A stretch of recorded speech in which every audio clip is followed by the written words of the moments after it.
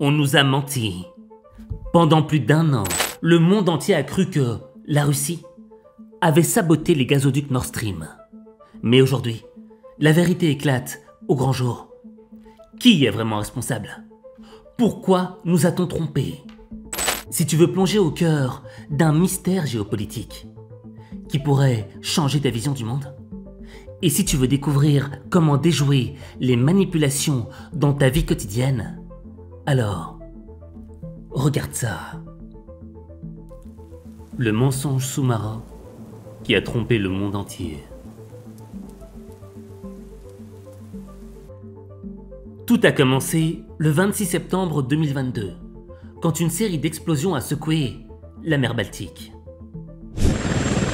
Le gazoduc Nord Stream 2 ne fuit plus, a annoncé samedi un porte-parole de l'installation en mer Baltique qui précise que la pression de l'eau a plus ou moins fermé le gazoduc. En revanche, la fuite sur Nord Stream 1 se poursuit mais a commencé à faiblir depuis vendredi.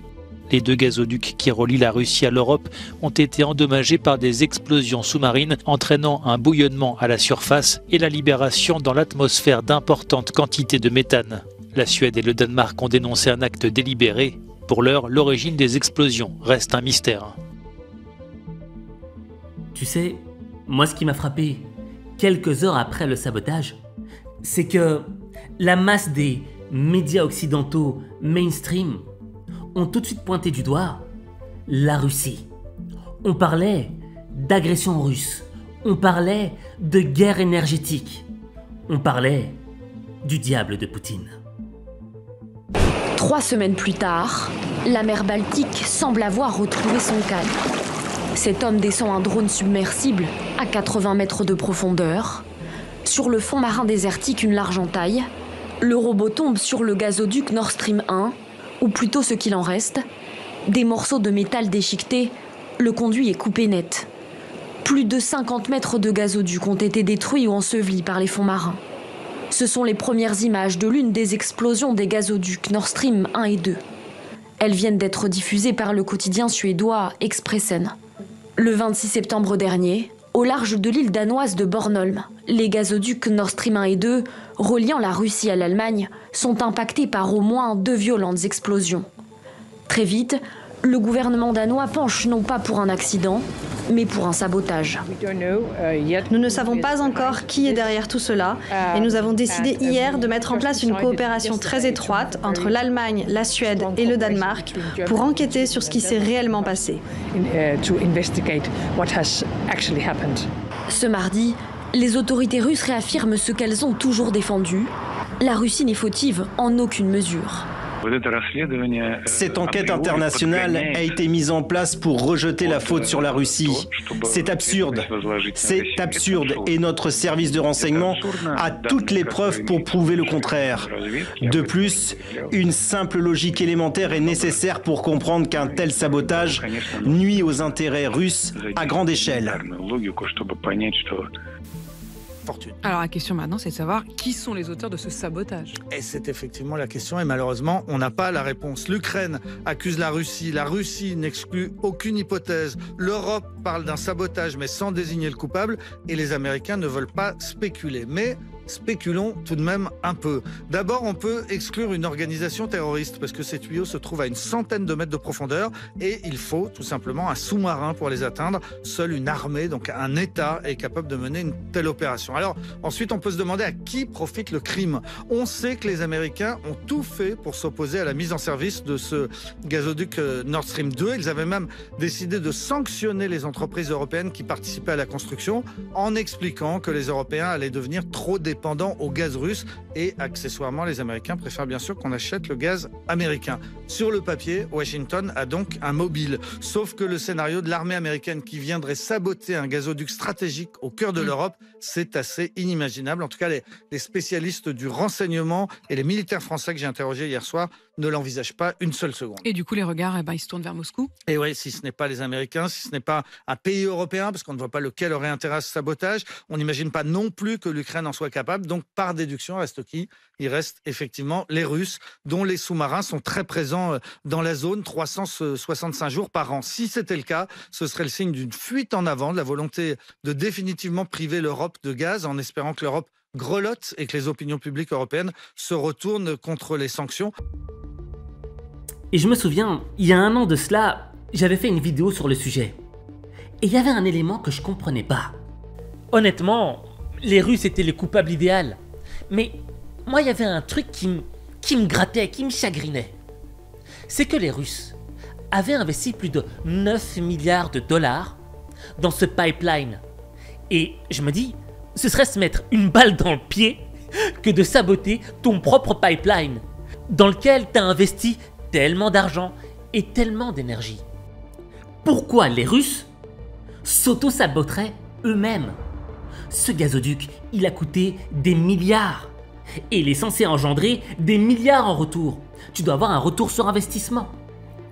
Et c'est là que je me suis posé la question, à qui profite le crime? Quel serait l'intérêt des Russes, très franchement? Les Russes disent que les États-Unis, au contraire, eux, livrent beaucoup de gaz liquéfié aux Européens. Elles seraient perdantes dans cette affaire? Ben justement, à qui profite le crime?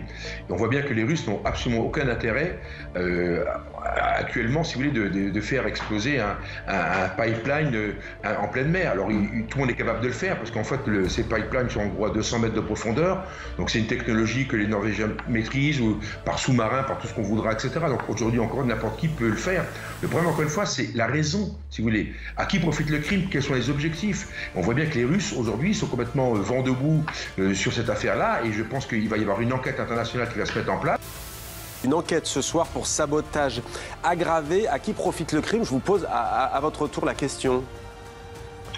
Clairement, ça ne profite pas aux Russes, puisque les coûts sont considérables, et puis ça bloque une des voies d'exportation de gaz russe, Nord Stream 1. Ça ne profite pas, bien entendu, aux Européens. À qui ça profite? Ça profite aux producteurs de gaz naturel liquéfié, parce que l'alternative au gaz russe pour les pays européens, c'est le gaz naturel liquéfié, avec le premier producteur de gaz naturel liquéfié, les États-Unis. Mais donc ça pourrait être les États-Unis selon vous? Je ne l'ai pas dit, je dis simplement que les États-Unis, les producteurs de gaz naturel liquéfié, les États-Unis et le Qatar notamment, profitent en fait de la situation. Il y a 1 an, j'avais une conclusion. Selon moi, c'était les États-Unis. Les États-Unis qui voulaient remettre l'Allemagne à sa place. L'Allemagne avait des ambitions. L'Allemagne avait l'ambition d'être la reine, le roi de l'Europe. L'Allemagne, les Allemands. Pourquoi? Tout d'abord, parce que ce gazoduc reliait la Russie à l'Allemagne. Et ensuite, faut que tu saches un truc. Les Allemands, ils ont un petit jeu stratégique assez machiavélique. Qu'est-ce que je veux dire par là? Ces Allemands ont un objectif. L'objectif des Allemands, c'est quoi? C'est de devenir les rois de l'Europe. Est-ce que tu connais le jeu Twister? Le jeu Twister, c'était un jeu auquel on jouait quand on était petit. L'idée, c'était quoi? T'avais une flèche qui indiquait un bouton, enfin une couleur et un pied ou une main, et tu devais mettre soit ta main sur le rouge ou ton pied sur le bleu ou des trucs comme ça. Tu vois ce que je veux dire? Bref, c'était un jeu super marrant. Et les Allemands, ils ont utilisé cette stratégie. C'est-à-dire qu'ils mettent leurs mains et leurs pieds sur quoi? Non pas sur des couleurs, mais sur des pays. Sur des pays, pourquoi? Pour pouvoir s'élever et devenir un puissant du monde. Je m'explique. D'abord, ils mettent leur main droite sur le jaune. C'est-à-dire, en mettant leur main droite sur le jaune, ils s'associent avec la Chine pour développer leur axe économique. Visite du chancelier allemand Olaf Scholz, la première à Pékin d'un dirigeant de l'Union européenne depuis le début de la pandémie. Il est accompagné d'une dizaine de chefs d'entreprise, dont le géant de la chimie BASF, Siemens ou encore Volkswagen, qui réalisent jusqu'à 40% de leur chiffre d'affaires en Chine. La Chine reste le premier partenaire commercial de l'Allemagne depuis 6 ans, néanmoins... D'accord, mais pour devenir une grande puissance économique, t'as besoin d'un domaine spécifique. Or, les Allemands, ils sont spécialisés dans quoi? Dans le domaine industriel. Mais ce domaine industriel nécessite quoi? De l'énergie.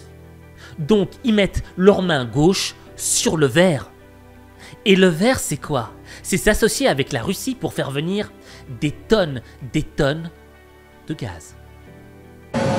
Les derniers tuyaux enfin assemblés.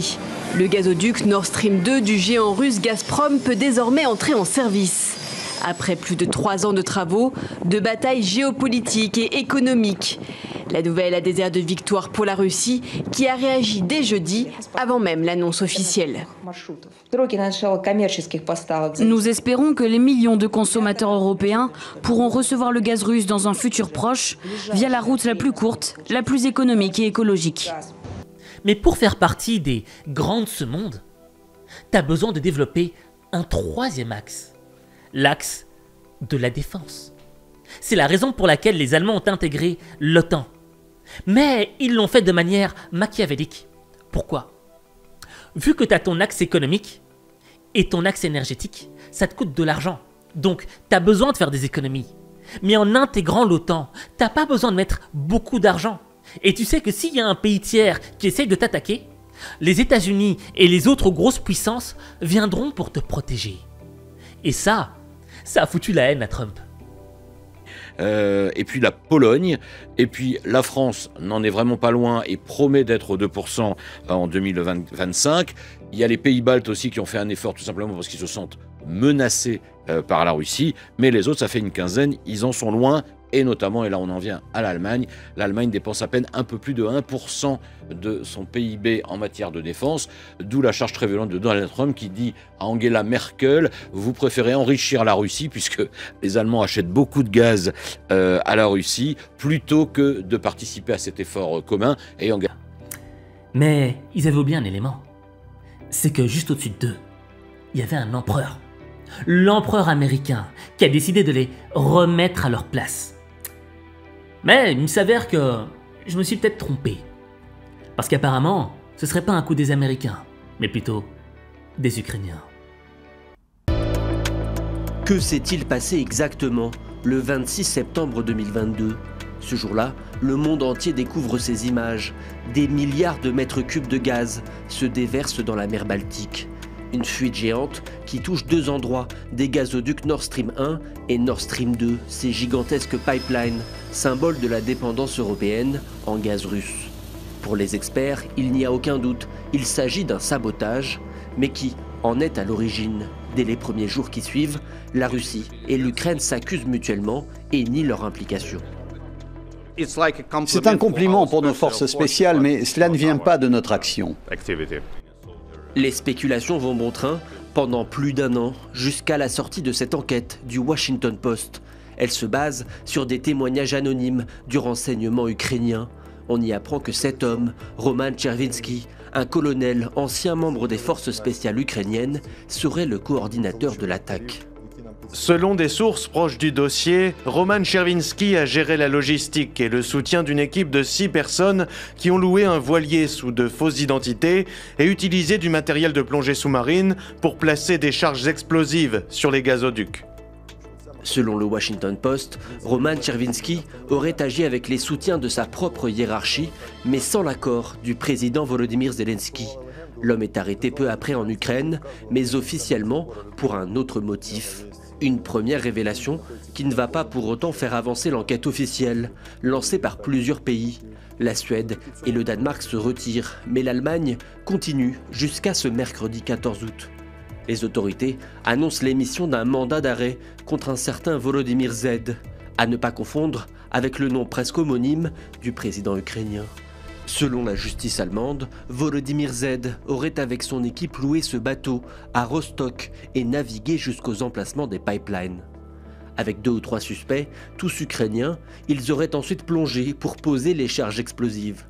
Si le suspect est identifié et son rôle défini, un problème de taille demeure. Volodymyr Z est introuvable. Selon Berlin, il était caché près de Varsovie, en Pologne. Mais il y a quelques mois, il est soudainement reparti en Ukraine. Un timing qui interroge, a-t-il été prévenu que la justice allemande s'intéressait à lui? En tout cas pour les enquêteurs, la déception est grande. Son arrestation aurait pu permettre de dénouer les zones d'ombre qui perdurent, mais aussi d'en savoir plus sur la responsabilité du gouvernement ukrainien dans ce sabotage. En réalité, on s'en fout. on s'en fout de savoir qui est le vrai coupable. Est-ce les Américains ou les Ukrainiens? J'ai ma petite réponse à ce sujet-là. Mais ce qui m'a frappé, c'est le pouvoir de la désinformation. Pendant 1 an, les médias ont réussi à maintenir un narratif selon lequel les Russes étaient les saboteurs, les Russes étaient les coupables. Et là, ça a remis en question tout mon rapport que j'ai avec les médias, notamment les médias mainstream. Moi, depuis que je suis petit, tu vois, je mange du média et j'ai confiance en eux, je les crois. Et je prends conscience qu'en réalité, depuis que je suis né, je me suis fait manipuler. 2 coups de feu fantômes qui ont changé l'histoire.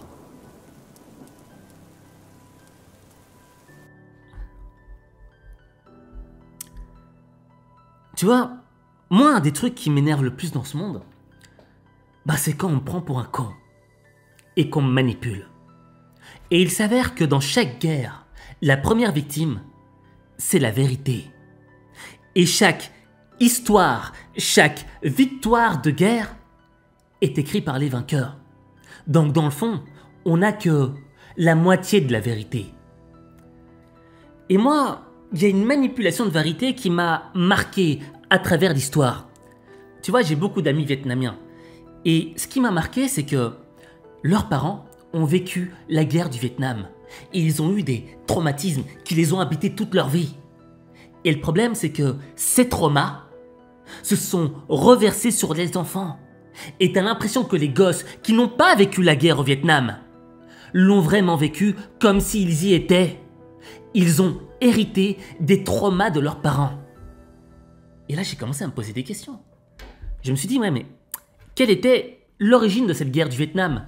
Parce qu'on en a vu des films sur la guerre du Vietnam, mais j'ai jamais compris pourquoi est-ce qu'on l'avait faite. Dans quel objectif? Au fait, tout a commencé dans les années 60. Le Vietnam, c'était un terrain de guerre indirect entre les communistes et les Américains. Entre le Nord-Vietnam, qui était pro-communiste, et le Sud-Vietnam, qui était pro-américain. Et en août 1964, le 2 août 1964, t'as un destroyer américain, un navire de guerre, qui s'appelait l'USS Maddox. Et cette USS Maddox s'est fait torpiller par des navires nord-vietnamiens. Ça, c'était déjà un avertissement. Le destroyer n'a pas été vraiment endommagé, mais ça le faisait mal. Ensuite, 2 jours plus tard, le 4 août 1964, les États-Unis affirment que l'USS Maddox et que l'USS Turner Joy se sont fait attaquer. Et là, le président Lyndon Johnson, qui a remplacé et qui a succédé à JFK, s'est dit « Oh les gars, on peut pas se laisser faire, ils nous ont attaqués 2 fois. Il est temps que l'on contre-attaque, que l'on soit présent sur le terrain. » Et donc, ça a été le déclenchement de la guerre américaine au Vietnam. Et quelques années plus tard, on a découvert que le 2e incident n'a jamais existé, qu'il a été fabriqué.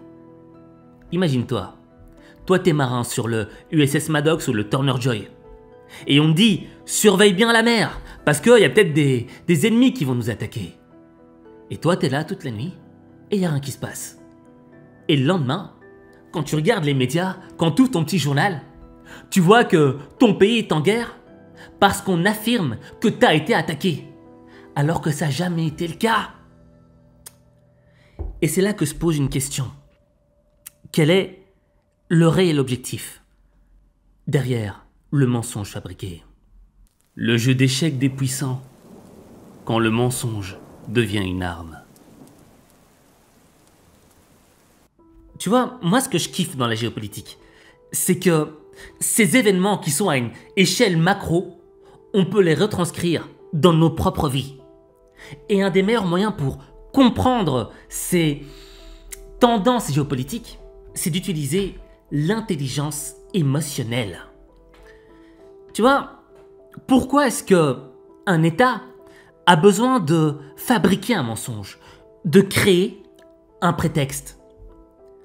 Tout d'abord, Parce qu'il a besoin de se justifier moralement. Se justifier moralement auprès de l'opinion publique. Tu vois, en général, dans chaque pays, l'opinion publique est réticente à faire la guerre.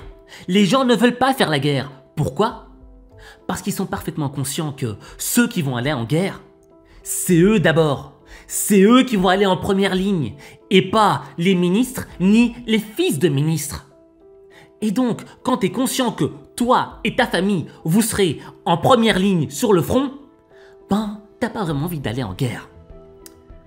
Mais bon, on a besoin de trouver un justificatif moral. On a besoin de trouver une raison légale pour t'obliger à y aller. Raison pour laquelle on fabrique des prétextes. Et la fabrication du mensonge, elle a également un deuxième objectif. C'est d'affaiblir la position de l'adversaire. D'un point de vue géopolitique, on veut affaiblir la position de l'adversaire pour réduire son influence internationale.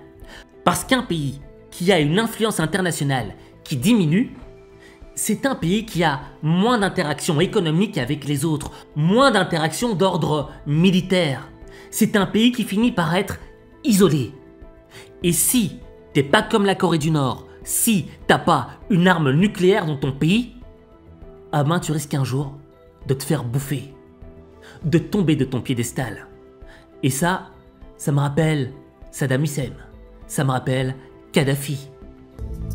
Le 5 février 2003, Colin Powell, fiole à la main, vient présenter au monde les preuves américaines contre Saddam Hussein. Il a fait ce qu'il pouvait. J'ai appris plus tard de manière détournée, et j'étais abasourdi, que ces informations venaient d'une source que les Allemands avaient en Allemagne. Mais cette source refusait de nous parler directement. On avait les informations de seconde main du BND. C'est une bonne façon de se faire piéger. Mais le BND, le service de renseignement allemand, met sérieusement en doute la crédibilité de cette source depuis plusieurs années déjà, et a rompu tout contact avec elle. Nous n'étions pas convaincus par ces arguments. Nos services avaient eux-mêmes très peu d'informations sur des armes de destruction massive en Irak, et il était clair, selon nous, au regard de la situation dans le pays, qu'on ne pouvait pas parler d'une implication d'Al-Qaïda. L'Irak, elle en a mangé des prétextes fabriqués. La Libye, elle en a aussi mangé des prétextes fabriqués. Et c'est là que tu prends conscience qu'en réalité, quand tu arrives à affaiblir la position de ton adversaire sur la scène internationale, eh bien, de ton côté, t'es renforcé. Pourquoi? Parce que t'as le soutien des autres États, t'as le soutien international pour pouvoir attaquer ton adversaire. Et donc, ça te permet de faire d'une pierre deux coups. D'abord, t'as la légitimité internationale, et ensuite, tu as la légitimité de ton opinion publique. Et donc, ça, c'est le principe de fabriquer des faux prétextes. Quand la rumeur tue, l'assassinat silencieux d'une carrière.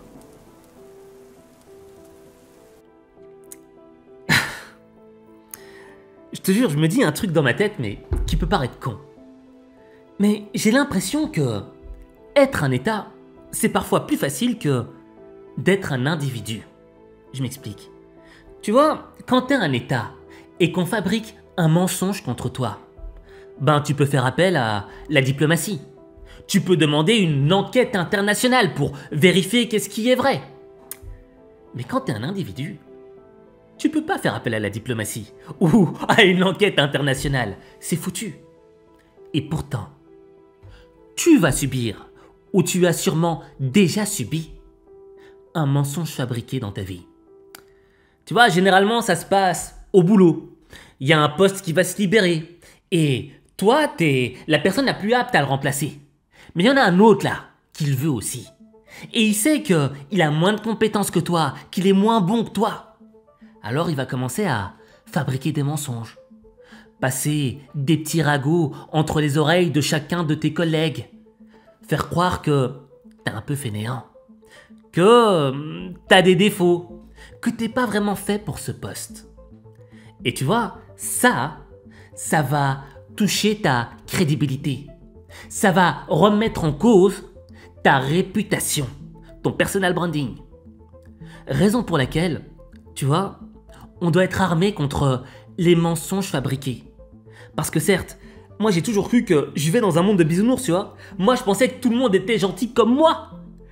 Je me serais jamais imaginé qu'un jour, quelqu'un fabriquerait de fausses informations sur moi. Et le jour où j'ai découvert, je suis tombé de haut. Alors, comment faire pour répondre aux fausses informations, aux mensonges fabriqués contre ta propre personne? C'est hyper important. Parce que tu vois, quand tu vas découvrir la fabrique du mensonge, émotionnellement, tu vas péter un plomb. Tu vas être indigné. Et cette indignation morale, elle va te pousser à passer à l'attaque. Mais quand tu passes à l'attaque sans preuve solide, t'es encore plus coupable. Et tu détruis encore plus ta réputation. Raison pour laquelle faut que tu appliques les différentes solutions que je vais te présenter. Phénix professionnel. Renaître des cendres d'une réputation brûlée. Tout d'abord, faut que tu te calmes, d'accord? Parce qu'avec un esprit qui est habité par l'émotion, tu laisses endormir ta raison. Or, on a besoin de la raison pour te sortir de ce merdier. Le premier truc, c'est que tu dois d'abord déterminer qui est derrière ces ragots. À qui profite le crime? Je reprends l'exemple de Nord Stream. Nord Stream, quand on cherchait à qui profitait le crime, on ne pouvait pas pointer du doigt la Russie, parce que ça allait à l'encontre de leurs intérêts. C'est comme se mettre 2 balles dans la tête. C'est impossible. Donc tu dois déterminer quelle est la personne qui te veut du mal, ou le groupe de personnes. Numéro 1. Ensuite, faut que tu recherches des preuves solides. Je vais te donner un simple exemple. C'est un exemple borderline que je vais te donner là. Mais ça m'est arrivé. Moi, un de mes potes, on soupçonnait une personne d'user de la sorcellerie. De faire des actes de sorcellerie, tu vois, pour nous nuire. Et mon pote et moi, on était sûrs que cette personne nous le faisait. Mais on n'avait pas de preuves. Mais tout dans son caractère, dans son attitude, dans sa manière d'être, le disait. Et un jour, mon pote a fait une connerie. Il l'a dit à la personne. « T'as fait de la sorcellerie, j'en suis sûr, j'ai une preuve là et une là !» Mais les preuves étaient très légères. Et dans le fond, on a perdu le combat. Et c'est là que j'ai compris que si tu veux accuser quelqu'un, tu ne peux pas accuser une personne avec des preuves qui pèsent pas très lourd. Il faut des preuves solides, des preuves qui ont de la matière, de l'épaisseur. Tu vois? C'est quand même un exemple de fou, hein. Mais la sorcellerie, c'est... Je ne comprends pas. Je ne comprends pas comment il y a des gens qui rentrent dans ce mood, quoi. Enfin bref. Une fois que tu as ces preuves solides, faut que tu passes à la 3e étape. Et ça, c'est l'arme de destruction massive. Cette arme, c'est faire appel à un conseil juridique, à un avocat, quelqu'un qui s'y connaît dans le domaine. Et avec toutes les preuves que tu auras rassemblées, il te suffira tout simplement d'appuyer sur un bouton et de désintégrer l'adversaire qui a tenté de propager des mensonges sur ta personne pour détruire ta réputation. C'est le seul moyen. Bon, peut-être qu'il y a d'autres moyens, tu vois, un petit peu moins légaux. Mais si tu vas dans l'illégal, tu perds encore une fois. Donc l'idée, c'est quoi? C'est de rester droit dans ses bottes. Parce que dans ce monde, il y a des gens qui te haïssent. Tu sauras pas pourquoi, tu comprendras pas quelle est la raison objective derrière.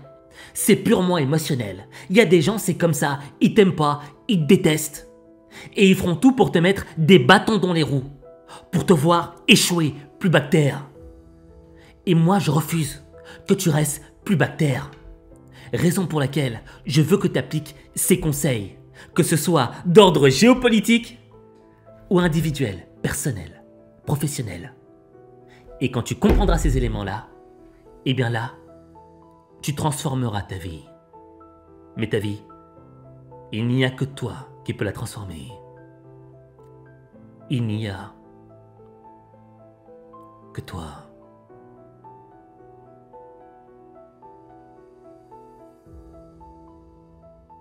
De spectateur à acteur, reprendre le contrôle de ta vérité. Tu sais, moi, je suis le plus grand des naïfs. Tu me dis, Aziz, j'ai vu un éléphant rose avec des ailes qui portait un zèbre sur son dos et qui volait dans le ciel. Je te promets que je te crois, au début. Parce que je suis un mec naïf. Mais par après, j'ai appris que pour devenir un homme, il fallait se construire. Un homme ou une femme, mais moi je suis un homme. Et se construire, c'est quoi? C'est apprendre à avoir une connexion profonde avec son être et également avoir une connexion profonde avec le monde extérieur qui nous entoure. Parce que dans ce monde, certes, il y a des gens bien, il y a des gens admirables, magnifiques. Et toi, t'en fais partie. Mamma mia! Mais il y a aussi des salopards, des connards, des gens qui veulent te détruire. Raison pour laquelle tu dois être sur le qui-vive et tu dois apprendre. Et si tu veux apprendre à te renforcer intérieurement, comme moi je l'ai fait, je suis toujours un petit peu naïf, mais je le suis un peu moins. J'ai créé une newsletter qui s'appelle le Lions Club.